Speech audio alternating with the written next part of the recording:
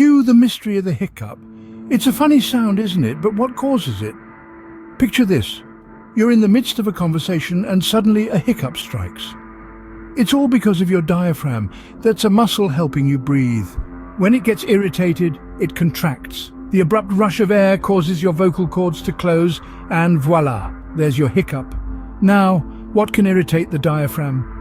It could be eating too quickly, consuming spicy food, or even emotional stress and excitement. But fear not, most hiccups are harmless and go away on their own. Although persistent hiccups might need medical attention. So next time a hiccup interrupts your conversation, you know exactly what's going on. The mystery of the hiccup solved.